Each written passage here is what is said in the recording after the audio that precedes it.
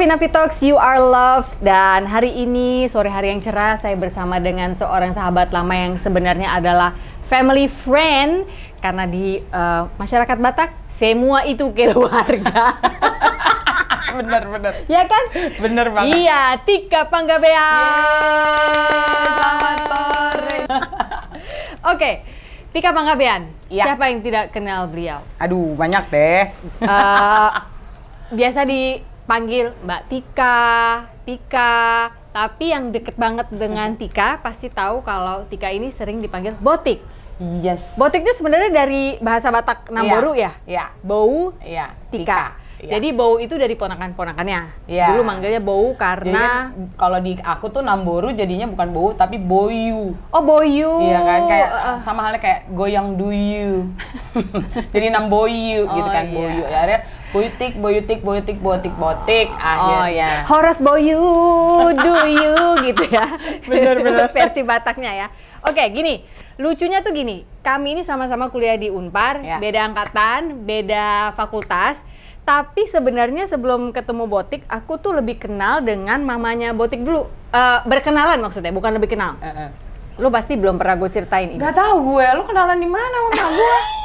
Jadi gini, Kayaknya gue kenalnya sama lu di Bandung deh dulu. enggak, gini. Jadi pertama itu aku tuh baru masuk ceritanya, baru keterima lah tapi belum kuliah. Terus menjenguk seorang teman yang ada di rumah sakit waktu itu. Lagi mau masuk, terus mamahnya si temen ini orang Batak dong ya pastinya. Itu tuh tiba-tiba ngeliat, ini Eda, dari mana Eda gitu kan? Gitu. Ketemu sama Inang Kara dong, yang cantik itu dan selalu standby dandanannya ya kan. Inilah mau jenguk ini mau mas Unpar dia. Kalau orang Batak kan ngomong Unpar pakai M ya. Unpar, gue baru tahu. Ya nggak sih? Ya kan? Iya. Unpar. Soalnya kalau orang Batak tuh N suka nggak dibaca jadi daripada upar. Umpar. Ya kan? Umpar jadinya. Umpar. Nah, Iya. mau masuk Umpar dia, fakultas hukum gitu kan. Terus Inang, your mom ngomong gini, oh ya, nanti kau di sana cari di visip anak aku ya, namanya Tika. Dia gitu, Ted. Dia ikut apa itu? Yang project B itu. Ngetop dia itu di Bandung. Kau cari dia ya. Gila ya, gitu. mak gue yakin banget gue ngetop di Bandung. Itu doa dong. Lihat Iya sekarang sih, iya siapa yang sih, nggak iya kenal sih. Bener. Botika Panggabean. Cuma kayaknya gue kalau ada saat itu yang mam itu juga cuma komunitas kampus doang deh. Nah asli, dia udah ngomong gitu. Nanti kau cari ya, namanya Tika ya. Ngetop dia itu, lucu dia itu anakku itu, gitu Ini, ngomongnya, dia asli, bangga banget, beneran. Terus gue yang, oh ya Tika gitu, oh ya Tika. Nah, akhirnya aku masuklah ke kampus. Zaman dulu kan ada ospek, Ya. namanya mahasiswa baru kan semua harus ngadep ke bawah kan, liatnya kan kita nggak boleh lihat senior kan. Nah, jadi aku kenalan sama kakinya Tika duluan, karena gue inget banget waktu itu kepala ketua ospek ya. Apa sih yang pokoknya the whole chief of the ospek itu Yosi. Iya, karena Yosi selalu megang itu. Yosi Project Pop nih guys, Yosi. Nah, galak banget kan Yosi ceritanya kan. Galak banget ya, sebuah karakter yang dia mainkan lah gitu. Terus suatu hari, aku inget banget dia ngomong apa gitu, siapa yang telat terus Tika Panggabean lewat. Aku nggak tahu itu Tika ya. Jadi tiba-tiba dia gini, ada suara perempuan gini, "Apa lo? Kenapa emang? Kenapa lo terlambat?" gitu kan ya. Terus dia kakinya tuh gitu, terus Gue gak inget loh ya Allah. terus gue gini, Iya Allah. oh ini namanya Tika. Aduh, ntar abis ini kalau disapa gimana ya? Gue so akrab nggak ya kalau gue bilang, aku pernah ketemu mama kamu. Tapi ternyata dia tidak galak, guys. Setelah itu dia ketawa-tawa gitu ya. Kelihatan kalau dia ketawa-tawa setelah itu gitu. Berarti gue udah berlatih acting tuh pada saat kuliah ya? Aku rasa pun. Aku rasa pun. Tapi itulah dia, Kartika Rachel Setia Rezeki Panggabean. Iya. Yang orang Batak tapi namanya Jawa banget. Iya sih. Jadi gue tuh satu-satunya dari 4 bersaudara yang namanya nggak ada nama Batak. Hah? Yang Jadi lain Bang ada? Andi tuh ada Purbatua. Oke. Kalau Bang Naldo itu ada Parholong. Oke. Salomo Penyayang Nelson nih. Parholong. Ya. Kalau Boci, kakak aku itu ada Nabasa. Oh. Jadi gue satu-satunya nggak ada nama Batak. Jadi gue sempet protes dulu sama nyokap gini, "Mam, kenapa cuma gue yang nggak punya nama Batak?" Terus dia ngarang, "Itu Setia maksudnya Satya." Satya emang apa bahasa Batak? Tahu, mungkin maksudnya setia, tapi bahasa Batak di gitu-gitu setia kan kalau banget Enggak. ya. Orang Batak tuh ngomong banget. Banget. Iya. panas banget ya, gitu Iya, kan. iya, Jadi iya. dia pikir, terus gue terima-terima aja. Jadi gue juga sampai sekarang bertanya, kenapa cuma gue yang nggak ada nama, bahkan sangat Jawa ya. Iya. Kartika, Setia, Rezeki. Iya. Malah orang-orang tuh kadang-kadang suka ngomong Sri Rezeki. Jadi waktu gue masih kecil tuh gue kayak, maaf ya, bukan mengecilkan arti. Jadi ada mbok emban gue namanya Sri. Jadi gue, kok aku dipanggil Sri sih, kayak mbok dong gitu. Padahal Sri itu kan artinya Dewi ya. Iya. Jadi sebenarnya bagus-bagus aja gitu loh. Jadi Tapi- orang kadang-kadang tuh suka mikir gue namanya Sri Rezeki padahal Setia Rezeki. Tapi gue juga masih bertanya, kebatakan aku cuma di Panggabean doang. Nah, aku pertama kali tahu nama lengkapnya itu Setia Rezeki, itu tuh zaman kuliah aku inget banget ya. Itu tuh aku udah mulai nge-MC waktu itu di sebuah pub di Fame. Tika Panggabean udah mulai ikut show-nya Project P. Belum jadi Project Pop nih guys, belum. Terus aku waktu itu kalau lagi senggang ikut temanku namanya Andin yang adalah orang wardrobe kalian ngejahit-jahitin payet tuh di BH-nya Tika Panggabean satu-satu tuh sampai burem gitu ya. Zaman itu pernah. Nah, tapi waktu aku tahu namanya ada Setia Rezeki, aku gini, kayaknya nanti ya kalau aku punya anak misalnya perempuan namanya harus ada Setia Rezeki deh. Soalnya aku ngelihat orang ini ya, itu kayaknya tuh keberuntungan tidak pernah lepas dari dia. Aduh, gitu. amin, Bener, amin. God's favor itu kayak nggak pernah hilang dari Tika Panggabean ini. Kayaknya kuliah lancar-lancar aja hidup lo gitu kan. Walaupun lama sih, jujur 6 tahun lo gue lulus. Iya, tapi kan lu udah banyak apa ikut ya zaman dulu itu disebut sanggar kali ya. Iya, sanggar bener. Project B itu gitu. Kan lu aktif gitu. Jadi jelas gitu apa yang dilakukan gitu. Jadi menurut gua wah ini orang ya, nama itu ternyata memang doa. Jadi Iya Setia sih. Rezeki itu sampai hari ini pun aku nggak pernah lihat karirmu putus menurut aku. Aduh, Selalu puji Tuhan ada dong. aja yang dikerjakan. Which brings me to my next question. Kan visip ya, nggak ada cita-cita jadi dubes. Kan kalau orang Batak kan, biar jadi dubes lah kawinang, entah konjen-konjen atau Betul. apa gitu. Jadi papi almarhum itulah Ted yang sebenarnya berharap aku menjadi diplomat sebenarnya. Nah, terus udah gitu ada masanya memang aku ketika akhirnya aku masuk FISIP terus ngambil jurusan hubungan internasional, papi tuh kayak mendapatkan sedikit secerca harapan anaknya bakal jadi diplomat, kerjanya di Deplu gitu kan. Tapi kan sebenarnya jujur saja, ini juga pasti banyak terjadi pada teman-teman yang nonton. Kita tuh kadang-kadang kuliah tuh yang penting kita kuliah aja. Kerjanya nanti kayak apa sih gimana nanti. Karena kita nggak mau disebut pengangguran lulusan SMA doang kan. Ada status mahasiswa. Tapi kebetulan emang gue waktu lulus itu tujuannya memang pengennya FISIP gitu loh. Sebenarnya tadinya pengennya psikolog. Tapi ternyata psikolog itu membutuhkan kecerdasan yang sangat tinggi dan sebaiknya adalah lulusan IPA. Masa Sementara sih? gue lulusan iya dong. Nggak boleh sos dulu. Boleh, cuma anak-anak IPS tuh mungkin ada sulit kali ya karena mengikuti lama gitu loh. Ternyata tidak semudah yang gue bayangkan. Terus gue masuk sastra Inggris. Kata Dado, abang gue yang kedua tuh, aduh udahlah jangan kalau bahasa Inggris aja lu les aja lah gitu. Padahal kan lebih dari itu ya masuk sastra Inggris. Oke lah. Akhirnya gue masuk komunikasi, tapi nggak keterima di negeri, nggak keterima di UI, nggak keterima di Unpad. Ya udah keterimanya di Unpar. Itu aja waktu penjuruan kita tuh gini, apa ya? Gue sebentar udah centangin HI, sebentar ANI, sebentar HI lagi. ANI itu administrasi niaga ya, bisnis. Kayak semacam ekonomi lah. Iya. Gitu. Gue nggak suka matematik, udahlah gue lebih jago menghafal, udahlah HI aja gitu. Oh gitu. Tapi untungnya ternyata lumayan menyenangkan ya di HI, karena kan kita kalau di HI tuh semuanya tuh kayak analisa ya, gitu kan. Terus belajar berdiplomasi, terus belajar sejarah diplomasi Eropa, diplomasi Timur Tengah, bagaimana mereka waktu itu, kenapa mereka betah kuliah itu dulu. Iya, akhirnya betah, mau nggak mau betah karena dosennya galak. Sumpah dosennya galak banget. Tapi kalau dipikir-pikir sekarang, Ted, bener juga, semua tuh negara-negara yang akhirnya menjadi negara-negara hebat, diplomasinya juga jago gitu kan. Nah, itulah kembali lagi papi berharap ya udah deh. Dulu dia awalnya pengennya aku jadi pilot. Dia pilot lagi, matematik lah, mata nggak boleh sakit, gigi aja nggak boleh bolong. Gigi gue bolong di mana-mana gitu kan. Dan gue nggak berminat jadi pilot. Terus gue bilang gini, Pap gak usah jadi pilot, pramugari aja ya. Tapi kamu gendut. Bukan siapa? Bukan body shaming ya, bapak gue. Siapa yang ngomong? Si papi? Walaupun dia nggak ngomong, tapi orang-orang gini, lo mau jadi pramugari kan lo gendut.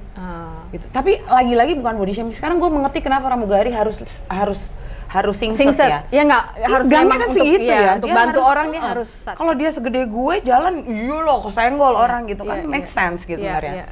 Tapi terus udah gitu akhirnya, ya udah kamu sekarang di FISIP ambil HI, semoga jadi diplomat ya nak. Terus gue bilang diplomat ya Allah, susah banget ya gue harus masuk Deplu ya.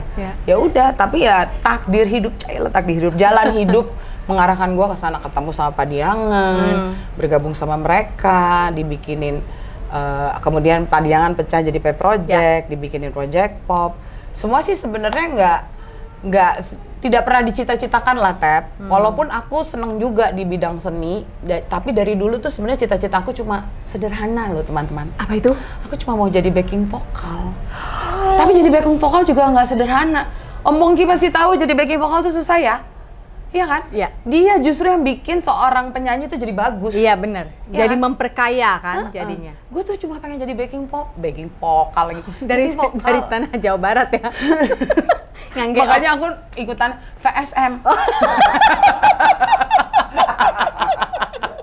Paduan suara mahasiswa. Jadi sebenarnya backing vokal apa vokal grup? Nggak salah nih, maksudnya aku biar bener-bener ngerti nih, maksudnya waktu itu lihat siapa contohnya? Sebenarnya dua-duanya. Jadi dulu di zaman aku kuliah, kemudian Oon masuk. Oon tuh angkatan 91 ya, Oon almarhum. Dialah menjadi pencetus Parahyangan Voices. Oon iya, Oon itu. Dan gue selalu berharap, wah gue keterima nih. Tapi kayaknya eksklusif gitu anak-anak Bandung waktu itu SMP 5 atau SMA 5. SMA 5? Iya kan? Iya, Kang Deden almarhum dong. Itu dia yang pimpin. Kalau nggak Kang Deden, Kang Nay. Udah, dua itu. Iya kan? Betul banget. Nah, tapi akhirnya karena gua nggak mau daftar ragu-ragu tuh Ted, akhirnya aku ya udah, tapi sebelumnya aku udah ikut PSM. Aku nggak tahu kenapa. Tapi lu ikut PSM kayaknya nggak lama ya? Justru PSM iya sih. Jadi aku sempat ikut P Project, Padiangan waktu itu, terus dia gitu vakum, aku aktif di PSM. Tiba-tiba aku dipanggil lagi nih sama Padiangan, yuk ikutan lagi. Akhirnya PSM-nya yang ditinggal. Pokoknya gini, intinya aku suka sekali harmonisasi suara. Jadi menurut gue orang yang suaranya juga biasa-biasa aja, dia tetap bisa menyanyi. Oke, dia mungkin tidak bisa menjadi penyanyi tunggal, tapi dia bisa bergabung dengan orang lain untuk membuat sebuah harmonisasi yang enak didengar. Katara Singers di zamannya, Elva Singers, ya, lihat itu. Nah mereka kan kadang-kadang juga menjadi backing vokal ya sebelum mereka akhirnya dulu banget. Pernah denger Pahama nggak? Pernah. Pahama itu kan keren banget. Iya. Cahsero. Jadi aku tuh kayak diisme sama sebuah grup yang mengharmonisasi suara mereka, yang itu tidak saja menjadi kelompok sendiri, tapi dia juga bisa menjadi backing gitu loh. Lu udah lihat impian lo jadi kenyataan nggak? Lu sadar kan, lo vokalis di Project Pop sekarang ini sebenarnya you're living your dream. Nah, tapi ya itu mungkin ya itu ya mimpi dalam bawah alam sadar, akhirnya Tuhan yang arahkan. Aku tetap tidak menjadi penyanyi solo kan? Aku tetap jadi part of a group. Iya, vokal grup lah, Project Pop vokal grup. Karena kalau kita suruh nyanyi sendiri-sendiri, bukan nggak bisa nyanyi, kita bisa nyanyi, tapi suara kita ya biasa-biasa aja gitu loh. Tapi ketika digabung menjadi sebuah harmonisasi yang enak didengar. Luar biasa sekali. But you see, setia rezeki terbukti lagi ya. Poin kedua gue nih, setia rezeki terbukti lagi. Oke, kita mundur beberapa tahun ke belakang. Setelah lulus kuliah dan segala macem, dan udah Project Pop waktu itu sudah terjadi, tapi belum album nih kayaknya, apa udah ya. Suatu hari aku inget Boting ngomong gini, Tet, lu kan udah siaran tuh di Rase zaman dulu ya. Gue tuh mau disuruh siaran di Hard Rock sama sahabat Manes ya, Tommy itu sahabat aku SMP gitu. Bener. At the same time Tommy juga nelfon aku, gue mau disuruh siaran sama Tika, itu bukannya kakak kelas lo di Unpar gitu, aku inget banget. Dan waktu itu Hard Rock membuatkan mereka acara Susu Tete, suka-suka Tika Tommy. Itu berapa lama? Setahun. Nah itu awalnya dipasangkan begitu karena apa? Siapa? Pasti kan ada kayak talent coordinatornya. Waktu itu kan masih di Bandung kan? Iya, enggak, sebenarnya aku udah lulus udah di Jakarta. Udah di Jakarta. Tapi masih bolak-balik Bandung. Oke. Siapa lagi kalau bukan Ibu Mutia Kasim. Oh, Mukas lagi nih ya. Mukas. Karena waktu itu yang pegang Hard Rock FM itu kan Mukas. Iya kan? Kalau nggak salah waktu aku ditawarin tuh Hard Rock FM tuh mau jalan 2 tahun apa mau jalan 3 tahun. Jadi masih awal-awal banget. Nah ini sebenarnya lucu juga nih teman-teman. Jadi aku juga selama masa kuliah, aku tuh pengen banget jadi penyiar radio. Oke. Di Bandung gitu ya, pengen jadi penyiar OS. Kamu penyiar rase kan? Iya. Pengen jadi penyiar rase. Tapi gue pernah loh ngasih lamaran ke rase. Tapi kan gue kan nggak tahu ya caranya melamar sebagai penyiar radio tuh gimana. Jadi gue cuma datang bawa CV apalah asal-asalan, ya nggak dipanggil lah. Gitu. Udah gitu mungkin suara gue bukan radio sound kali ya. Suaranya justru radio sound dibandingin aku cempreng. Nah berarti faktor jalan hidup. Ya jalan hidup atau enggak faktor waktu itu sih gini. Lo dipanggil nggak? Ya maksudnya gini. At least gue dipanggil lah buat dites suaranya gitu. Itu not even gitu enggak gitu. Sedih enggak? Kayaknya nggak dilihat deh ini gue. Terus anak-anak gini, lo daftar ya? Kemana? Ke Rase gitu. Ya jelas aja lah mesti yang cantik-cantik tahu. Masa? Gitu. Ada nggak juga lah. Orang-orang sirik kan ada aja yang begitu ya. Enggak kan Kang Yana loh. Nah, tapi ya gitu. Aku tuh kalau punya keinginan ya, Ted, aku hanya mendem dalam hati, terus aku nggak ngoyo, aku nggak istilahnya kalau anak sekarang nggak ambi gitu ya. Jadi aku cuma gini, aku pengen jadi penyiar radio. Tapi ya udah, kalau sekarang belum, ya nanti juga nggak apa-apa sih, gimana jalan hidup aja, gimana Tuhan aja. Nggak taunya, pas aku udah di Jakarta dipanggil lah sama Bu Mukas, sama Bu Besar. Lu siaran? Kayak gitu, ya kan gitu ya tipenya. Siaran lo? Ya Bu, saya nggak punya basic siaran. Gampang, udahlah, bisa lah. Terus gue bikin acara apa Bu? Udah special show aja setiap hari Rabu apa Selasa itu malam. Jam 10 sampai jam 12. Sama Tommy. Terus, lu mau nama acaranya apa? Ya sekarang acaranya konsepnya kayak gimana Bu? Ya suka-suka lu aja. Ngapain lah hari ini bahas itu gitu. Ya udah kalau gitu suka-suka, ya udah suka-suka Tika Tommy aja gimana Bu? Namanya Susu Teteh. Ya udah boleh jalan. Oh, Susu Teteh dari lu tuh keluarnya tuh buat. Ya udah akhirnya iya. Terus akhirnya ya udah jalan setahun. Terus gue sampai gini. Ini cita-cita gue yang dulu loh. Tapi emang butuh waktu sampai Tuhan bilang iya sekarang. Setia rezeki. Memang ada maksudnya nama kau itu. Eda ini. Aduh aku mesti terima kasih itu sama Boyu aku loh yang kasih nama itu. Oh itu Boyu, bukan Boyu malah aku. Inang. Jadi Kartika itu papi yang kasih, Rahel itu opung, bapaknya mama. Ya. Karena dia pendeta. Ya. Rahel tuh istrinya Yakub ya? Iya. Bener gak sih? Rahel dan Lea, iya bener. Iya kan? Iya. Terus dia gitu Setia Rezeki itu Boyu aku. Oh. Aku nggak tahu tujuan dia apa, ya aku pikir tujuan dia itu. Ini Boyu masih ada? Udah meninggal. Oh udah. Kalau masih namanya ada Boyu Yuliana. Oh, oke. Gitu. Kadang-kadang Tuhan menitipkan lewat orang loh kalau menurut aku sih, bener. Jadi dan aku dibilang paling mirip sama dia dari semua boyu-boyu aku. Oh gitu. Tinggi gitu. Juga Boyu Yuliana ini. Karena kan you're tall, 175 ada nggak terlalu tinggi sih. Aku 173 lah. Oke. Nggak terlalu tinggi, tapi menurut papi aku dan semua keluarga mengaminkan bahwa aku paling mirip sama dia. Jadi waktu aku lahir dia kasih nama aku Setia Rezeki. Jadi aku harus berterima kasih juga tuh sama almarhumah boyu aku itu. Wow, Boyu itu luar biasa sekali. Kita pindah sekarang ke film, oke?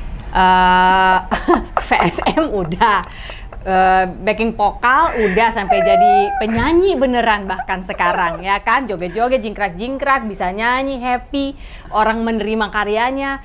Penyiar udah, punya cita-cita itu sudah terjadi. Lalu film, sebelum kita masuk ke film, pernah mimpi main film? Jadi dari kecil aku suka acting sendiri gitu loh di depan kaca. Terus pernah waktu aku SMA, abang aku Naldo, dia bilang gini, lo mau ikut ekstrakurikuler apa? Dia bilang gitu, di sekolah nih. Aku pengen ikut drama deh bang, gitu. Ngapain sih ikut drama? Gitu. Nah waktu itu kayaknya almarhum Bang Andi deh, dia yang abangnya yang pertama ya? Ya abang aku yang pertama mau ikut drama, tapi drama tuh nanti, ini maaf ya kalau aku salah ya. Saat itu memang kan kita dia punya pemikiran yang mungkin belum banyak info yang masuk. Nanti takutnya ada meditasi, takutnya ada gini. Oh, penghayatan peran yang berlebih gitu. Jadi dia bilang udahlah jangan drama. Karena beliau pendeta pula gitu kan ya. Tapi aku tuh sebenarnya suka sekali berakting. Jadi nih ya, netizen ya, aku cerita ya. Dari kecil kalau di sekolah minggu, aku selalu berharap kalau ada drama sekolah minggu, aku kepilih. Tapi yang kepilih selalu kakakku, Boci. Ramona. Kalau udah Natal, dia selalu kepilih jadi Maria. Oh, dia tenang ya wajahnya mungkin. Emang ya? dia dari dulu kan cantik, putri Solo dibilangnya kan. Kalau aku kan biayaan gitu ya. Nah, terus sekalinya aku ikutan drama waktu itu untuk Paskah, aku akhirnya kepilih jadi malaikat. Oh. Tapi ada dialog nggak? Nggak ada, karena aku malaikat penunggu neraka. Ya. Yang narik-narikin orang. Yang nggak mau, jadi tugas aku tuh cuma narik-narikin aja. Nah kalau Natal, aku hanya jadi warga yang itu loh. Kan yang ketika Tuhan Yesus disuruh warga datang. Nggak, yang warga disuruh diusir, terus dia pergi cari tempat. Nah itu warga-warga itu. Atau nggak warga-warga yang menolak kehadiran Tuhan, yang tutup pintu. Oh iya. Jadi nggak ada dialog. Jadi aku tuh gini, aku tuh pengen loh berakting, aku tuh seneng. Gak apa-apa Pot, kamu punya temen. Aku juga suka Iya, kan? acting. Tapi sekalinya kepilih drama, aku suruh jadi lemari, Bot. Aku pernah. Lebih parah. Oh, untung aku masih ada adegan. Begini, Orang. begini dong. Serius loh? Iya, jadi buka pintunya gitu. Jadi bener-bener jadi lemari. Aku inget banget. Aku nggak pernah jadi Maria, tuh nggak pernah. Iya. Aku nggak pernah dapet role yang bener-bener banyak dialog gitu, nggak pernah gitu loh. Jadi yang selalu figuran. Aku pernah jadi malaikat juga. Tapi juga nggak ada dialog, Ya, cuma diam aja di palungan gini. Iya kan? Kalau malaikat gitu-gitu ya dikasih sayap gitu. Kenapa sih, kayaknya malaikat beneran juga gitu-gitu amat sih, Bang? Enggak. Burung kali. Iya, makanya. Iya. Kesiannya. Jadi aku tuh sebenarnya jiwa aku dari kecil tuh aku ingin sekali berakting. Terus aku seneng banget nonton film The Sound of Music. Oke. Semua film yang berbau musikal tuh aku suka banget. Jadi aku bercita-cita aku ingin berakting dan bernyanyi sambil bernyanyi gitu. Ya tapi ya again, aku tuh orangnya, makanya aku kadang-kadang kata teman-teman aku Batak yang Jawa banget, nerimo gitu. Ya udahlah, jalanin aja. Nanti kalau rezeki juga datang sendiri. Sesuai nama. Kesempatan itu datang sendiri. Iya, gitu. iya, iya. Ya udah, jadi aku berjalan aja gitu loh. Tapi Akhirnya, sambil dipegang terus mimpinya. Akhirnya ya satu persatu ya, dari yang kecil-kecil, kayak bukan kecil sih sebenarnya, itu menurut aku sebuah langkah juga ya, pembuka jalan ya, bergabung dengan P Project, dengan Padiangan. Ya itu kan acting loh di atas itu panggung. acting, dan itu kan semi musikal sebenarnya, walaupun kita pakai lip sync ya lagu orang untuk adegan apa gitu. Ya udah, jalan-jalan gitu sampai akhirnya ya dengan semua perjalanan di dunia seni yang aku jalanin, aku ditawarin lah main film. Pertama kali yang betul-betul menawarkan aku sebagai peran utama, dan banyak screen time, apa ya namanya, bener ya, screen time-nya tuh adalah Upi Rocks. Iya, Upi Rocks dengan Red Chobex. Ya, Red Chobex, Sarah Sechan waktu itu ya. Ada main juga, Indi, ada Cekmini. Ya. Nah, abis itu ya udah ada beberapa film yang seperti biasa bercandaan kita ya, kita mah yang 8 detik lah, 2 scene, 3 scene gitu. Tapi setia menjalani itu sambil menunggu rezekinya. You see, look at her name. Aku tuh dari awal pas tahu namanya itu tuh aku banyak belajar dari dirimu sebenarnya, Bot. Mungkin Bot nggak sadar, tapi aku sangat melihat itu, setia rezeki itu. Sampai the biggest role yang paling konsisten sebelum film ya, kita bicara TV series, Po Odah. Ya, OB. Itu you hit your first big ini ya, role ya kalau bisa dibilang ya. Ya, bisa dibilang begitu. Nah, itu juga aku tuh seneng banget nonton Friends. Dulu ada Growing Pains, ada Full House. Terus aku hanya berharap kapan ya dapat ini keren banget ya sitkom ini ya. Dia main nggak banyak durasinya, nggak panjang, durasi 30 menit. Jadi kita tuh nunggu terus gitu, dan padat 30 menit. So aku hanya berharap satu saat aku bisa main di sebuah produksi seperti ini. Tiba-tiba RCTI waktu itu mengaudisi, dan aku lolos audisinya menjadi si Po Odah itu dengan treatment yang exactly sama dengan sitkom. Berapa lama tuh jadi Po Odah? Aduh, berapa? 2 tahun ada ya? Lebih sih, kayak 3 atau 4 tahun. Tapi 2 tahun kan kerjaan lo marah-marah mulu tuh di situ. Iya sih, bener deh. itu nggak botik banget loh. Ya, yang ngomel-ngomel kayak gitu tuh nggak botik banget. Dia tuh hanya ngomel-ngomel, ngedumel sama lingkaran deket dia doang yang tapi gini ya gimana sih sebenarnya? Tapi enggak kali ya mereka. Dia modelannya gitu, dia nggak akan keluar tuh, nggak akan. Itu gimana tuh? Iya, mempengaruhi kejiwaan nggak waktu itu? Nah, seperti dugaan abangmu. Nah, kamu jadi pemarah sekarang kan? Iya gimana sih. itu Po Odah? Enggak, jadi sebenarnya itu kayak tantangan aja gitu kan. Itulah enaknya dan senang menariknya dunia acting menurut aku. Kita bisa menjadi siapa saja. Keluar dari sifat asli kita. Gitu loh. Kita jadi bisa mengeksplor bahwa oh iya, kita bisa marah, kita bisa sedih, kita bisa lucu. Jadi saat itu tuh aku kayak dapet lahan bermain baru gitu loh. Jadi aku happy aja gitu, dan kemudian didukung oleh tim yang solid, tim yang saling mendukung satu sama lain. Karena waktu itu juga satu hal yang aku senangi, karena semua teman bermain aku di sitkom OB ini baru semua, dan aku juga baru ya dalam dunia acting. Jadi baru. sama-sama. Jadi kita sama-sama belajar, I see. sama-sama nemuin karakter kita, Yeah. sama-sama nemuin kenyamanan kita dengan karakter itu. Oke, waktu berjalan, dia tetap dengan project popnya, sampai tiba-tiba film yang paling dahsyat kemarin keluar, yang bernuansa Batak. Kalian pasti udah tahu kan maksud aku, film Ngeri-Ngeri Sedap, di mana hari ini kita bersama Mama Domu. Tahu kan artinya Domu? Apa ya? Bertemu. Bertemu ya, pertemuan ya. Ya, pertemuan. Jadi akhirnya bertemulah. Bukan Pak Jupang ya, sama ya? Sama. Ketemulah Tika Panggabean ini dengan impiannya semasa kecil, yaitu main film. Luar biasa sekali. Dan menurut aku itu, nggak tahu ya, mungkin karena gue orang Batak juga kali ya. Menurut gue itu role impian loh. Syuting di Tanah Toba. Betul. Terus you get to be that inang Batak yang you know, menggambarkan seperti itulah masyarakat Batak. Timing yang pas banget, karena menurut gue Benedion yang dari dulu kan aku sempet ngobrol juga tuh sama dia bilang berapa? 13 tahun? 8 tahun. 8 tahun. Ditolak di mana-mana skenarionya, begitu harus melahirkan ada Mama Domu di sana ikut lahir juga. Awalnya itu gimana? Siapa yang nawarin? Itu zaman pandemi bukan syutingnya? Jadi Bene tuh nawarin, dia datang ke aku di hampir akhir 2019. Oke. Mungkin sekitar September atau Agustus atau Oktober gitulah gitu-gitu. Dia tiba-tiba nge-DM, Kak, aku mau ketemu gitu loh. Terus akhirnya kita ketemu, janjian. Hari itu pertama kali aku ketemu Bene, kita terlibat dalam sebuah pembicaraan yang cukup panjang, 5 jam. Tapi waktu itu baru kenal Bene? Baru kenal Bene. Oke. Aku aja maaf ya Bene, aku aja tadinya nggak tahu kalau dia tuh stand up komika. Sampai aku tunjukin ke Ujo, ini siapa ya? Oh itu komika gitu kan. Oke. Akhirnya aku jawab iya, ayo. Akhirnya setelah cari-cari hari kita ketemu, terus kita ketemu di tempat ngopi. Dari jam 2 siang kita baru bubar jam 7 malam. Entah apa lah itu yang aku obrolin sama si Bene. Jadi Bene menjelaskan lah tentang film ini, terus dia bilang nanti kakak jadi ibunya, kita akan syuting di di Tanah Batak, dan aku juga pemerannya pengennya Batak, dan beberapa kru juga kalau bisa aku dapatkan yang Batak lah. Biar feel-nya dapat. Biar feel-nya dapat. Saat itu juga aku langsung bilang, Bene aku mau. Karena again, ini adalah cita-cita aku lagi. Jadi aku tuh suka gemes gitu loh.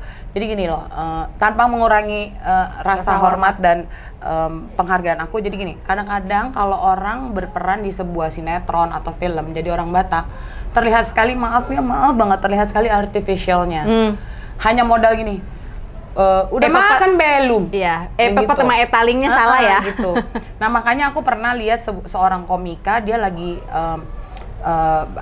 tampil, terus aku bilang gini, nih kalau orang-orang mau jadi orang Batak, belajarlah dari orang ini. Waktu itu adalah ternyata Boris Bokir. Boris ya. Iya. Menurut aku dia Batak yang banget. Sundanized juga loh padahal. Kenapa? Batak yang Sundanized juga loh dia. Iya. Dan kalau mau contoh seperti dia gitu loh. Ya tapi ternyata kan dia orang Batak gitu. Jadi aku seneng banget. Ya maksudnya gini. Dan beberapa film-film Batak yang ada, bukan berarti harus memakai orang Batak juga ya Tet ya. Tapi kalau misalnya memakai orang Batak, atau kalaupun dia tidak memakai orang Batak, mungkin kayak research-nya, workshop-nya, aksennya lah, work on it a bit ya. Bahkan kalau perlu dia dilatih bagaimana dia bisa berbahasa Batak yang aslinya. Gitu. Jadi aku kadang-kadang sebagai orang Batak tuh suka gemes, nggak gini-gini banget sebenarnya orang Batak, atau harusnya nggak gini gitu. Yeah. Karena logat Batak sama Medan beda loh. Bener, beda banget. Jadi aku waktu itu cuma berpikir satu saat aku mau dong. Terus tapi di sisi lain aku selalu gini, kenapa sih begitu banyak film bercerita tentang Batak, gua kok nggak pernah diajak? Kok kayaknya orang-orang ini lupa sama gua kan nama gua kurang Panggabean apa gitu kan. Iya, bener. Tapi itu lagi ya, bukan so religius, tapi ya memang Tuhan bilang tunggu, bukan tidak, tunggu. Ini gua lagi nyiapin sesuatu nih buat lo. Wow. Akhirnya dipertemukanlah dengan Bene, begitu Bene cerita, kasih tahu ceritanya tentang apa. Yang paling menarik buat aku karena dia bilang syutingnya di kampung, Kak. Itu yang bikin. Iya. Yes. Gua mau pergi. Jadi syutingnya di kampung, dan aku melihat Bene, dia yang nulis cerita, dia yang sutradara dan dia adalah putra daerah orang Batak asli. Jadi pendekatannya kayak udah on track gitu loh. Ya udah, aku bilang iya. Nah, udahannya kita pandemi kan? Pandemi. 2020. Terus dia gitu, maaf ya kak, kita belum bisa lanjut. Oke Ben, nggak apa-apa, gue bilang gitu. Kalau rezeki nggak kemana lah gitu kan. Lagian juga semua orang lagi susah, ngerti lah PH ini pasti juga lagi berhitung-hitung. Udah gitu kan ini agak niche ya. Siapa lah yang gitu kan mau invest at such a time ya, di saat semua orang lagi susah. Benar, terus udah gitu kan pasti juga gambling banget nih film tentang Batak nih, orang bakal suka apa enggak gitu. Sampai akhirnya ya udah di tahun itu kan syutingnya 2021 akhir ya. Dari ngobrol 2019 akhir baru terrealisasi 2021. Jadi aku sempat ke bandnya gini, Ben, kau akan jalan nggak? Itu 2021 awal aku sempat nanya, Ben, kau akan jalan nggak film ini dalam waktu dekat? Karena aku ditawarin sebuah film. Tapi kalau kau jalan, aku nggak ambil nih film. Oh nggak apa-apa kak. Waktu itu dia masih manggil aku kakak. Nggak apa-apa kak, ambil aja. Ternyata film itu juga kurang menarik hati aku, akhirnya aku tolak. Terus sampai aku juga sempat ditawarin jadi ibu-ibu Batak juga di sebuah series lain. Terus dengan berat hati dari manajemen ya menolak karena aku ingin penampilan aku pertama kali di layar lebar sebagai orang Batak di filmnya Bene. Luar biasa. This is what you call konsistensi. Itu dia. Luar biasa. Kesabaran dan kesetiaan. Oke, berawal dari konsistensi tidak hanya Botik, tapi juga teman-teman yang ada di cast Ngeri-Ngeri Sedap, mulai dari Bene sampai semua pemain lah, Boris, semua ya yang ada di situ membuahkan hasil ya. Dimana yang saya tahu film ini sempat dinominasikan di sebuah shortlist untuk ke Oscars. Jadi itu memang dipilih sama panitia Oscar Indonesia untuk mewakili Indonesia di Oscar. Yeah. Tapi memang perjalanannya pasti agak sedikit berat di sana. Jadi kita belum tahu nih hasilnya karena Oscar belum saat ini, mungkin kalau tayang udah kali ya. Gitu. Oke, so we will know soon. Yeah. Tapi juga nih biar aku nggak salah, aku udah contekannya di sini. FFWI film terbaik kalau nggak salah ya. Sutradara terbaik. Ya. Aktor pendukung terbaik. Boris, hebat kali kau Boris ya. Ya. Hebat kali memang. Terus penyunting gambar terbaik. Lalu Botik sendiri ya. Sama aktris pendukung terbaik Gita Bebita. Oh, Gita Bebita juga dapat. Oke. Nah, Botik ini ya, aku lihat juga setelah film ini akhirnya banyak jadi nominasi-nominasi di berbagai macam festival film ya. Itu gimana rasanya ada di hampir semua nominasi? Aduh, ini sih jujur ya Ted, aku tuh orang yang tidak, ya tanpa bermaksud mengecilkan diri sendiri, tapi memang itu kenyataannya. Aku tidak pernah berprestasi yang terlalu besar di dalam perjalanan hidup aku. Menurut kau? Iya, maksud aku gini, paling aku tuh oke lah kuliah, sekolah pernah, misalnya ranking 1 gitu, itu biasa kan, semua juga gitu. Jadi dari dulu kayak misalnya dalam karir aku sebagai presenter selalu cuma sebatas ya udah jadi nominasi apa gitu. Nah, FFI ini, katakanlah FFI dan beberapa kayak FWI, terus ada IMA, terus kemarin ada Piala Maya. Itu tuh adalah penghargaan film yang menurut aku itu jauh dari ekspektasi aku, jauh dari pemikiran aku, karena aku ngerasa bahwa dunia acting tuh aku seneng, tapi kalau sampai harus memikirkan aku menjadi nominasi tuh kayaknya jauh, karena aktor dan aktris Indonesia tuh luar biasa. Nah, tiba-tiba karena film ini kalau sedikit boleh balik sedikit, memang akhirnya chemistry antara Bene dengan para cast, chemistry dengan cast dengan kru dan juga dengan ceritanya tuh emang nyatu banget. Emang jujur kami mengerjakannya dengan hati banget, sampai mungkin ini salah satu film yang sampai sekarang WA grupnya tidak pernah bubar. Baik di kru maupun di cast gitu ya. Karena kita tuh kayak susah pisah gitu lah ya. Mungkin inilah hasilnya yang akhirnya kita tuai. Film ini disukai banyak orang, ditonton banyak orang, puji Tuhan. Aku melihat salah satunya adalah karena Bene juga adalah orang yang punya idealisme dan konsistensi yang bagus, dan dia juga adalah orang yang rendah hati sih menurut aku. Aku senang sekali di akhir film ini dia cuma katakan dalam bahasa Batak, inilah yang aku lupa bahasa Bataknya apa ya. Inilah yang bisa kami berikan, semoga menjadi berkat.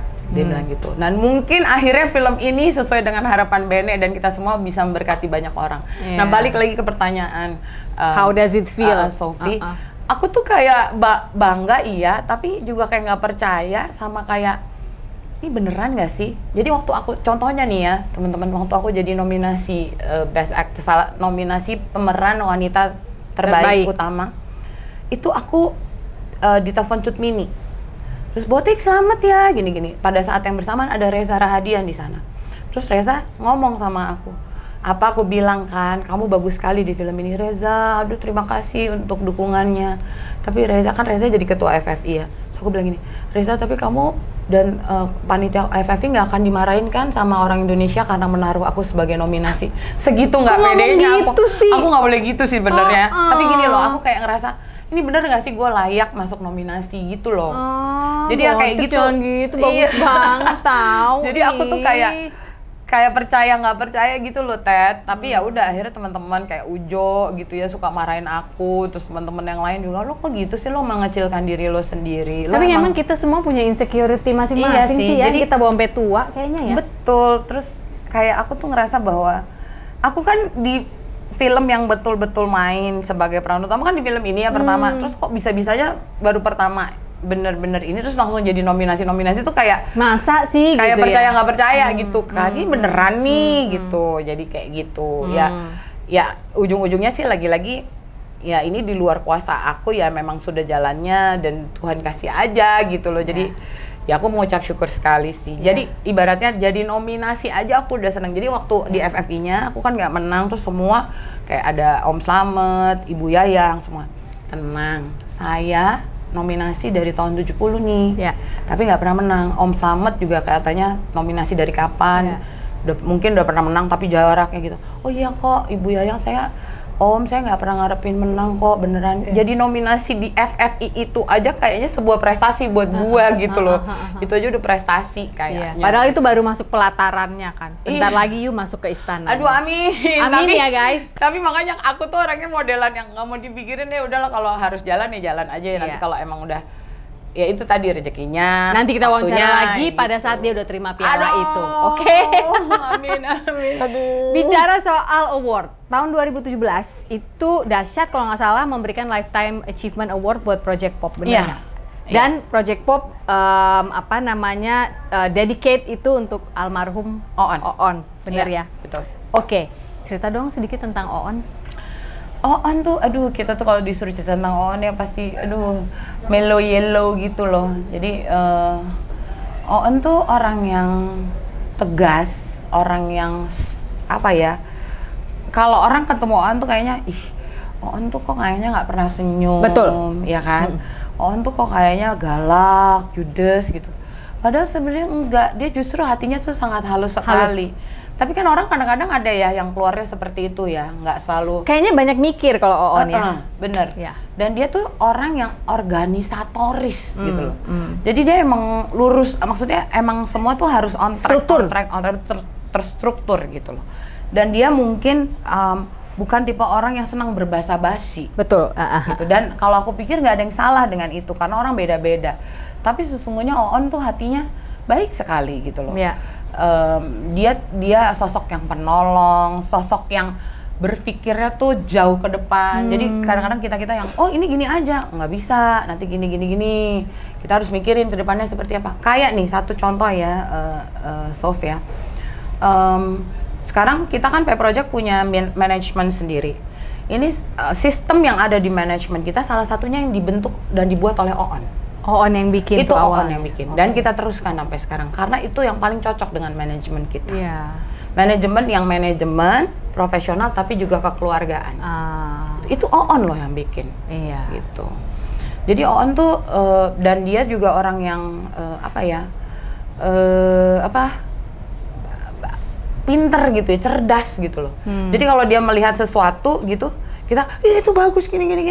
Atau misalnya kita ngelihat sesuatu kayak cuma di depannya aja, tapi dia bisa ngelihat kanannya. Di baliknya. Tapi itunya gini gimana ya? Jadi kita kayak Oon yang kayak gitu mah nggak usah lo pikirin. Tapi mungkin ada benarnya. Gitu. Dan orangnya sangat logik banget. Sebenarnya nggak heran karena sebenarnya di early days-nya Project Pop yang aku sebagai saksi dari luar nih ya, sebagai penjahit payet di BH-mu, aku ngelihat kalau Oon itu justru ada di balik produksi. Dia selalu ada di studio, mikirin Memang. musiknya, Betul. mikirin rekamannya. Betul. Lalu ini nggak bisa rekaman gini, nanti live-nya gimana? Dia Iya. udah mikir ke situ kan. Itu, Sementara yang lain-lain kan pada saat itu ya hore aja pokoknya Iya, nyanyi gitu. Bener nggak sih? Bener banget, Ted. Bener banget. Bener ya. Jadi kayak misalnya kita juga mau waktu kita mau bikin album pertama, itu on semuanya tuh. Dari jadwal, dari ngumpulin lagu, nyari studio, kapan harus ke Jakarta, berapa hari di Jakarta, itu semua on. Kayaknya meeting sama musika juga waktu itu on. On. Iya. Bener. Oh, On ditemani oleh abang-abang. Iya. Jadi sebenarnya bener, On tuh organisatoris banget. Iya, Gitu. iya. Abang-abang tuh maksudnya temen kakak-kakak Project B ya, Denny, Denny, Daan, Isur, Isur. dan ya. Gitu. Dan ketika akhirnya Oon harus jatuh sakit dan pelan-pelan kalian lihat Ini dia aku minum ya. boleh mundur pelan-pelan karena kan pasti udah nggak seaktif itu. Iya. Makanya selalu dibilang five people Five body, six souls. five body six souls gitu. Sampai hari ini pun juga bagaimana cara paling nggak di Botik deh melepaskan itu pelan-pelan. Udah bisa melihat belum pada saat itu bahwa okay, I think it's not gonna be 6 anymore, akan Iya. jadi 5. Jadi sebenarnya ketika pertama kali Oon divonis sakit gula, ya sebenarnya kita masih punya harapan bahwa tidak akan kehilangan Oon. Jadi kita termasuk orang-orang yang On jangan makan nasi kebanyakan dong, On jangan ini dong, On jangan itu. Tapi kan orang karakternya beda-beda. Kadang On nurut, tapi ada masanya juga On tidak nurut. Iya. Udah lo gampang lah, gue ada obat gitu kan. Terus gue hanya ngingetin satu waktu itu sama On oke lah, lo emang obatnya banyak, tapi satu air putihnya lo On. Oh iya. Karena obat yang lo Iya, minum terlalu bener-bener. banyak, Iya. kasihan ginjal lo Iya. gitu loh. Kalau lo masih kadang-kadang citing-citing makan nasi kebanyakan gitu, ya udah di depan kita lo bisa makan sedikit, tapi di belakang kita kan kita nggak lihat. Tapi air putih jangan kendor ya On gitu ya. Tapi ya gitulah, mungkin memang sudah jalannya On ya, dia getting worse day by day gitu loh. Ternyata memang gulanya cukup parah, akhirnya komplikasi kemana-mana. Nah akhirnya ketika On memang sudah dalam kondisi yang udah mulai nggak bisa nyanyi gitu. Diawali dengan dia nyanyi tapi dia sudah tidak bisa banyak gerak, sampai akhirnya waktu itu ada satu kita nyanyi, begitu kita selesai nyanyi, Japra itu Japra itu manajernya project. Jeffrey itu dibilangin sama klien kita, On itu sakit, kenapa nggak bilang? Kalau misalnya On sakit tuh jangan dipaksain. Klien yang ngomong. Klien yang ngomong, kita nggak apa-apa kok, nggak lengkap. Kasian, kita juga nggak tega ngelihat dia di panggung dalam kondisi seperti itu. Nah mulai dari situlah kita akhirnya ngomong pelan-pelan sama On. Pokoknya kalau On kuat, ayo nyanyi. Kalau On kira-kira nggak kuat, jangan. Ya, jadi dia mulai berkurang. Tapi yang paling sedih ada pada satu saat kita nyanyi semua di Bandung, dia datang, tapi dia nggak nyanyi. Jadi dia nonton dari FOH. Itu sedih deh gitu loh. Terus dia datang ke kamar kita gitu kan. Terus kita foto-foto. Waktu itu memang kondisi dia sudah semakin nurun ya. Iya. Secara fisik juga dia sudah terlihat sakit sekali. Iya. Jadi dia akhirnya mau mengerti, dia sadar diri. Tapi kita juga mendukung itu bukan karena kita nggak pengen dia manggung, tapi justru kita juga nggak tega, takut ada apa-apa lo di Iya, panggung iya. gitu. Ya udah begitu dia. Ya kita selalu berharap, kita berdoa berharap. Pokoknya dengar On kenapa-napa dikit, salah satu atau salah dua dari kita langsung berangkat ke Bandung. Berangkat ke Bandung gitu. Ada masanya kita semua berangkat ke Bandung hanya untuk kasih dia support. Makanya Yosi waktu itu bikin lagu judulnya Cepat Sembuh. Jadi lagu Cepat Sembuh itu adalah awalnya untuk On. Kata-katanya juga ada, hai kau On, Iya. Tapi ketika On sudah tidak ada, kemudian pandemi kemarin kita sama Yosi dirubah supaya lebih universal. Bisa untuk semua orang. Tapi ya akhirnya kita sama-sama tahu bahwa memang On tidak kuat lagi gitu loh. Januari 2017 apa 2015 ya? 2017. On berpulang ya. Bot gini, banyak orang, mungkin aku salah ya, tapi banyak orang yang sepertinya kalau lihat Project Pop itu tidak menganggap Project Pop sebagai grup musik yang music. Dianggapnya kalian lucu-lucuan. Iya. Padahal these guys are super serious ketika mereka berkarya ya.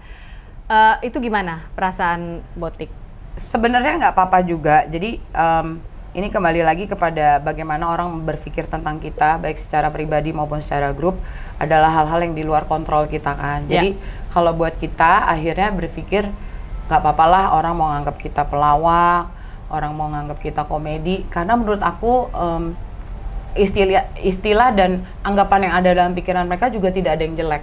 Menjadi seorang komedian juga bukan hal yang gampang. Menjadi membuat sebuah performance yang lucu itu juga memerlukan usaha dan research yang benar gitu. Jadi semuanya kita terima aja gitu loh.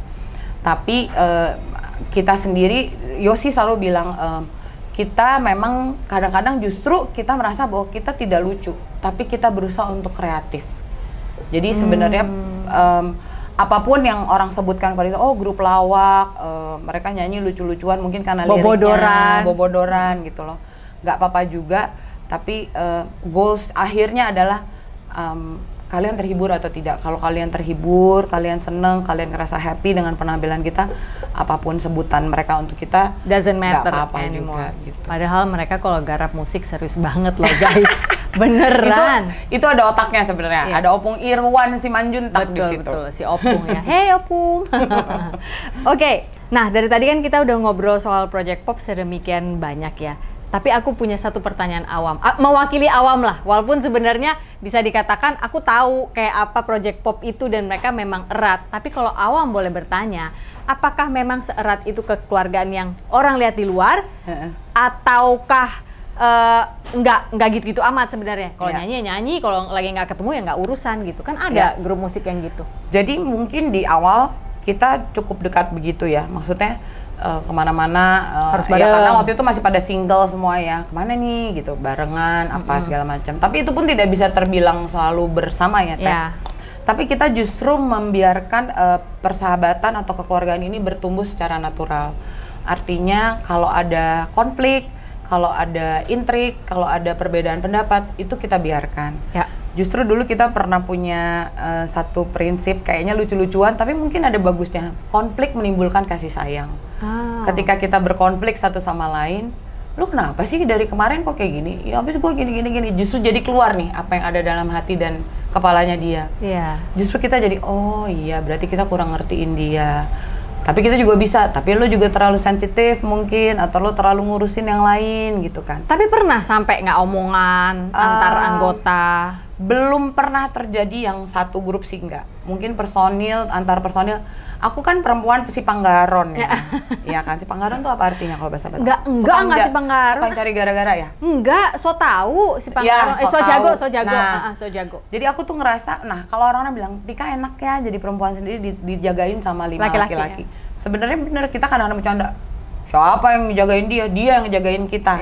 Jadi aku tuh kadang-kadang suka ngejagainnya mungkin kelewat batas. Misalnya dulu masanya mereka pacaran, terus ada flirting sedikit sama cewek-cewek lain. Nggak gitu. Boleh gitu. Kamu kan udah punya pacar, gitu kan. Terus udah gitu misalnya yang si ini pacaran sama yang beda agama, gue sok ikutan. Nggak bisa, itu beda agama. Nanti lu repot gitu. Padahal kan sebenarnya itu urusan pribadi ya gitu. Tapi kan itu proses pendewasaan ya. Jadi ada sih saatnya kayak misalnya aku pernah berantem sama Yosi, nggak ngomongan, manggung. Tapi sebelum manggung nggak ngomongnya seperlunya. Turun dari panggung ngomong seperlunya gitu. Tapi akhirnya cair. Jadi tidak semulus itu juga. Tapi menurut aku ya kita biarkan itu berkembang apa adanya gitu loh. Malah dulu kita suka bikin satu sesi yang yuk kita berenam ngobrol. Waktu itu masih ada On. Masuk ke ruangan. Terus lu mau ngomong apa? Mau maki-makian satu di sama lain, silakan. Aduh deg-degan amat. Iya. Mau ngebukain, lu tuh terlalu gini, lu terlalu ini, lu tuh lu Yos gitu, udah. Tapi habis itu semua mikir, oke, sekarang jalan tengahnya nih apa? Solusinya? Kita mau apa? Kita mau terus bertahan dengan pendirian kita masing-masing, atau kita memikirkan grup gitu loh. Karena kalau bener akhirnya kalau sekarang tuh istilahnya Yosi pernah bilang kalau dicari perbedaannya kita selalu pasti berbeda. Tapi yang kita cari persamaannya, kita mau ngapain nih, gitu. Jadi ya udah akhirnya cair lagi, baikan lagi. Ya itu sebenarnya konflik menimbulkan kasih sayang. Itu sebenarnya ilmu yang kita pelajari di hubungan internasional. Sebenarnya. Iya benar. Diplomat ya. Iya benar. Konflik menimbulkan kasih sayang. Bagus. Biasanya kadang-kadang untuk untuk menjadi lebih akrab kita harus berantem dulu. Iya, jadi ketahuan kan? Jadi ketahuan apa isi kepala dan isi hatinya. Iya, gitu. benar-benar. Aduh ini Tapi bagus nggak banget. mulus, beneran nggak mulus. Iya, tapi ini bagus banget. Oke, sekarang kita bercandaan dulu ya. Karena dari Terlalu tadi serius tuh ya gue ya. keren soalnya dari tadi. Sekarang kita bercandaan sambil ngetes apakah Mama Domu ini kemarin itu Oh my God. berhak mendapatkan peran itu sebagai inang Batak gitu ya. Ted. Nah, kita ngetes. Gue juga nyari di Google kali, lo pikir gue tahu. Jadi gue akan sebut sebuah dish ya dalam bahasa Inggris. Nah, lu cari tuh di Bahasa Bataknya? Bukan bahasa Batak ya, lu cari di Batak tuh ada makanan apa. Astaga, susah amat. Enggak gampang. Nanti Coba, oke, coba ya oke, tes. oke. Aku seneng sih Gue main-mainan gini. kasih yang gampang dulu deh. Batak fish stew. Fish apa? Stew. Arsik. Nah, tuh kan bisa kan? Ikan Oke, arsik. ting dong. 1. Yang kedua, mulai tambah agak susah dikit deh. Coba lihat. Oh, ini nih, gue tahu nih favorit lo di film itu. Batak spaghetti.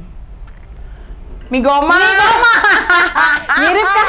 Cuma Asli. ya kan? Cuma Itu- bedanya tuh pakai coconut Iya. milk. Itu emang dibilangnya spaghetti Batak ya? Iya ya. Habis Emang apa? intinya kayak spaghetti banget ya? Kan tebel-tebelnya mirip. Iya, iya, Terus iya.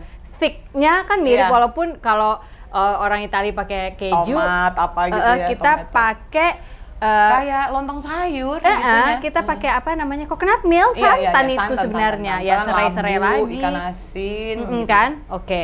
Andaliman udah pasti ada di situ. Ya, ada. Itu sambalnya harus. Dan ada sayur labu, chayote, Iya, ya kan? bener. Oke. Supaya nggak gampang kali naik tekanan darah, kasih dulu sayur labu itu. Bener juga, gue baru tahu loh. Dia kan ini ya. Next ya. Ini agak naik dikit nih ya, tingkat kesulitannya. Batak sashimi. Naniura. Iya, tuh kan nggak susah. Tapi gue belum pernah lo makan naniura itu, Tat. Lu berani nggak tapi? Bukan Nggak berani? agak takut. Takut orangnya nggak Bukan cuci takut sih, tangan ya? takut amis gitu loh. Maaf enggak. ya.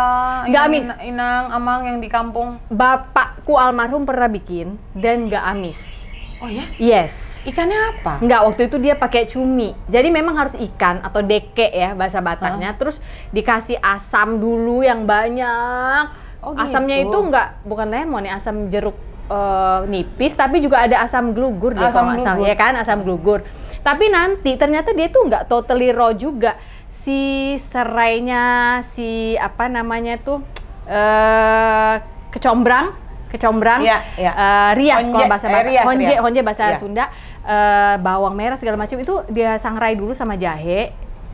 Barulah itu dimasukkan ke dalam si cairan asam yang tadi udah merendam si ikan itu atau si cumi itu around 4 to 5 hours.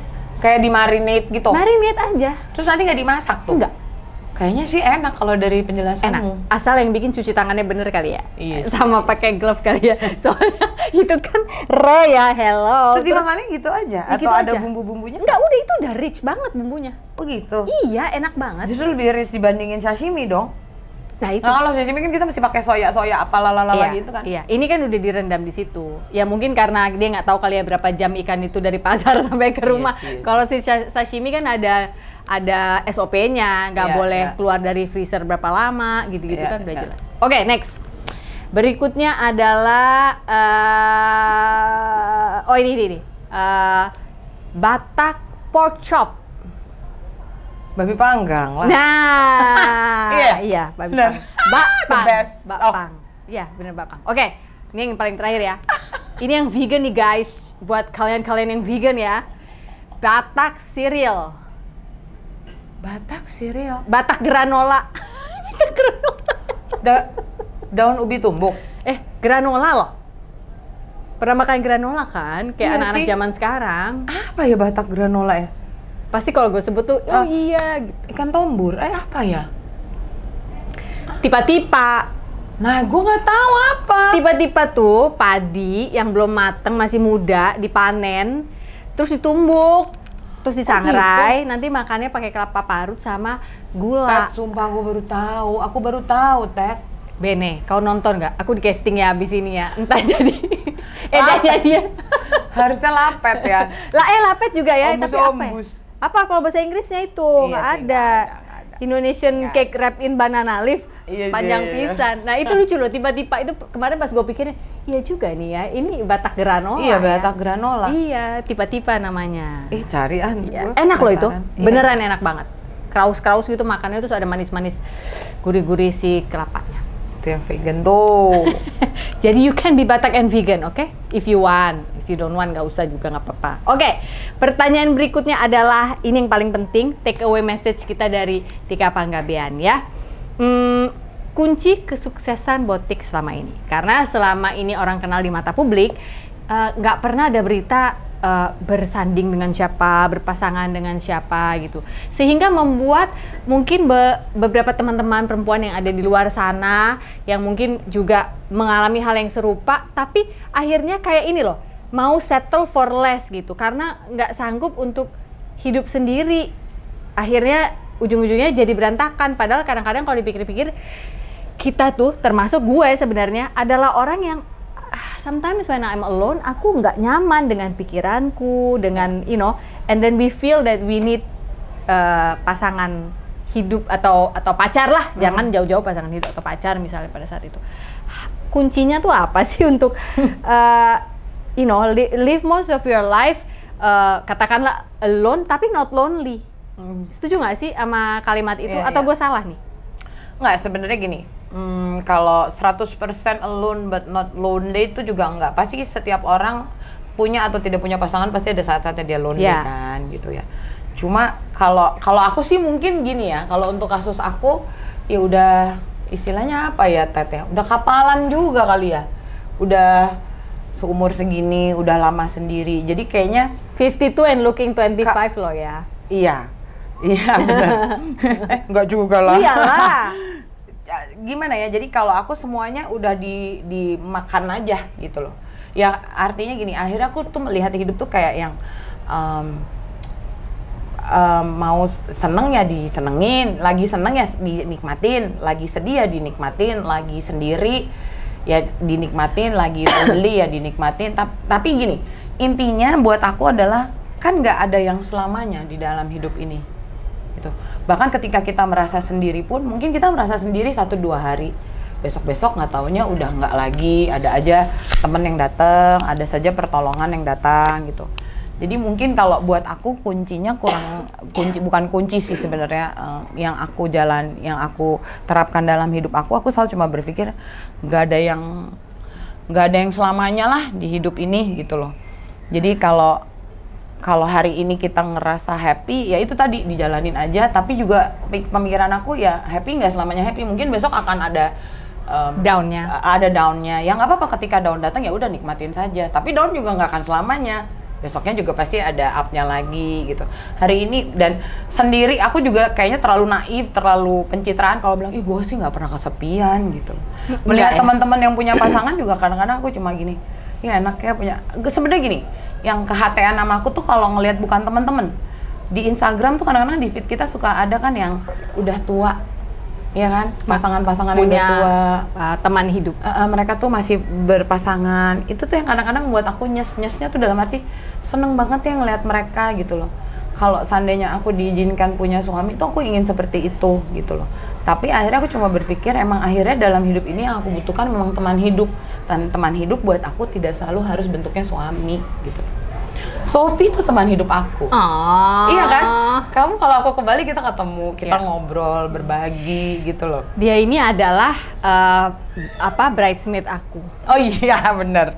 Waktu itu. Terus Project Pop buat aku adalah teman hidup aku. Ani sahabat kita, dia teman hidup aku. Even abang aku, kakak aku, mereka teman hidup. Jadi akhirnya aku sampai pada kesimpulan yang aku butuhkan ternyata belum tentu suami. Tapi kalau Tuhan kasih, nggak nolak, nggak apa-apa, itu kehendak Tuhan gitu. Tapi kalau Tuhan belum kasih, atau aku juga nggak ngoyo selama aku punya teman hidup, teman berbagi, yaitu sahabat, keluarga. Emang kayaknya klise ya, tapi ya itu yang aku jalanin. Tapi terus sama itu nggak, kalau kata anak sekarang jangan ditahan. Kalau sedih ya nikmati sedihnya, lagi sendiri ya nikmati sendirinya gitu. Cuma kalau misalnya aku lagi kita kan kadang-kadang suka overthinking, negative thinking, apa segala macam. Ya akhir-akhir ini aku akhirnya salah satu cara supaya untuk tidak seperti itu, aku larinya ke olahraga ceritanya gitu loh. Iya. Tapi memang dari dulu aku lihat rajin banget jalan kaki. Iya. Ya, jalan kaki itu sekarang yang lagi getol banget main squash, say. Squash itu abis banget. Kita harus syuting supaya dia punya jadwal squash, say, di Bali ini ya kan, dan dia senang sekali berjemur. Iya. Dia kurang lebih gitulah, Ted. Jadi kalau misalnya dibilang aku nggak pernah sedih, nggak pernah lonely, nggak juga. Iya. Justru aku mau berbagi, aku manusia biasa yang pasti ngerasain itu. Tapi pada saat itu terjadi, ya puji Tuhan punya temen yang kemudian tiba-tiba gini, ngopi yuk, makan yuk, ayo gitu kan. Atau misalnya ya itu akhirnya aku bilang, kok gue sedih banget hari ini, kok kayak lagi nggak mood banget ya Tuhan gitu. Ya udahlah nggak apa-apa, mungkin besok akan lebih mood gitu aja. Jadi, nangisan nggak? Kalau aku nangisan. Iya. Kalau menurut aku nggak ada salahnya deh. Kalau Dewa tuh bikin lagu loh. Menangislah bila harus menangis. Nggak apa-apa mau nangis dengan sahabat, menangis sendiri, yang penting lega. Yang paling sering terjadi kan orang menangis untuk Tuhan yang tidak terlihat ya. Iya. Gitu kan. Karena mungkin malu atau nggak apa-apa. Pokoknya kalau buat aku semuanya dijalanin aja, dirasain, dinikmati, mau sedih, mau gembira. Karena semuanya ya gitu. Nggak ada yang selamanya sedih-sedih terus tuh nggak akan gitu maksudnya. Sendiri-sendiri terus juga enggak. Sebenarnya kalau kadang-kadang lu enak punya suami, misalnya kata orang, lu enak punya istri. Ya tapi kan lu punya sahabat, lu punya temen. Walaupun mungkin ada juga yang enggak gitu loh. Tapi semua orang pasti dikasih kemampuan untuk mengatasi persoalannya sih Hidup mereka ya, masing-masing ya. Gitu. Guys, serius banget nih kita ngomong jorok serius sekali ya. Apa gitu? Sampah gitu loh. tapi Bot makasih udah mau luangin waktu.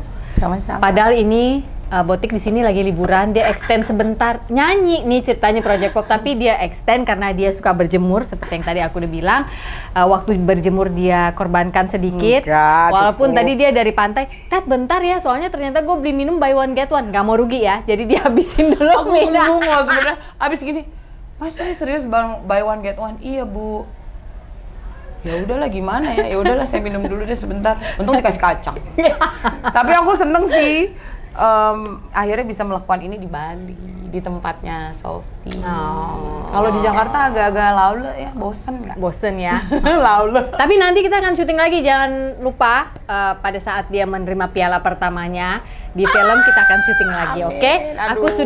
Aku sudah mendoakan itu kalau atau justru piala kamu. Oh, amin ya. Nah, masa gue wawancara diri gue sendiri, lu harus punya talk show berarti pada saat nanti aku akan wawancarai kamu sama Melissa Karim lah. Oh iya, benar-benar iya.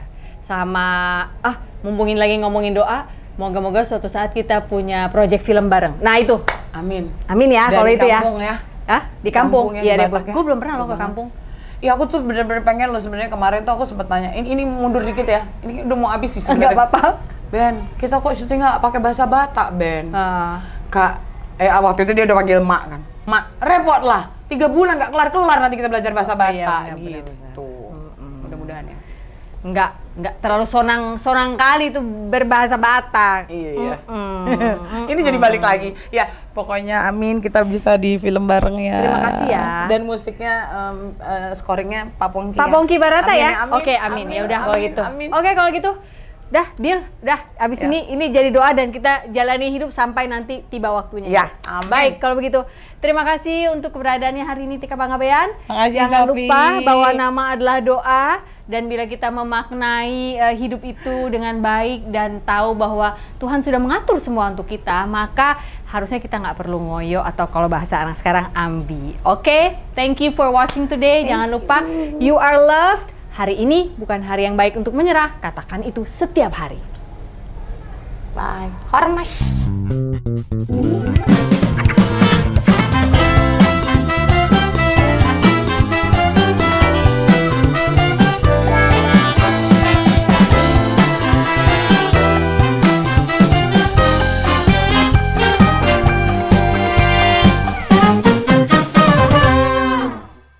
Hormat si bapak itu awalnya ini ya salah terus akhirnya enggak emang di naskahnya sih. Hormat. Karena kan dia orang Jawa. Iya. Hormas. Hormas gitu lagi depannya. Jadi si Sahat itu adalah Bene sebenarnya. Oh, kisah hidupnya Bene. Iya. Gitu. Oke. Jadi si Bene tuh hebatnya, Ted. itu tuh yang kamu tonton itu yang ada di skrip. Jadi nggak ada pemotongan adegan ataupun penambahan adegan, nggak ada. Paling ada pemotongan sedikit karena dipikir itu nggak signifikan. Luar biasa loh Ben ini otaknya. Gitu. Makanya dia makanya film itu kayak solid banget karena dia udah tahu dia di mana dia mau begini, dia mau begini. Dan kita nggak bisa yang Ben gini lah, Ben gini. Itu naskah aja aku nggak boleh, nggak bisa Mak, ulang lagi Mak gitu. Kenapa sih Ben? Karena yang dia sudah bikin urutan kata-katanya itu adalah bahasa Indonesia, tapi itu yang apa? SPOK lah istilahnya. Pola kata yang dipakai orang Batak di kampung. Dan dia udah lihat visi mengerjakan itu, berarti itu langka loh orang kayak gitu. Walaupun sebenarnya dia nggak berharap banyak, pokoknya nembus 500 sampai 600 ribu aja udah, yang penting BEP balik tuh duitnya Angga, udah gitu dong. Lebih dari itu kan? Iya ternyata lebih dari itu. Luar biasa. Tahu deh Ben ini.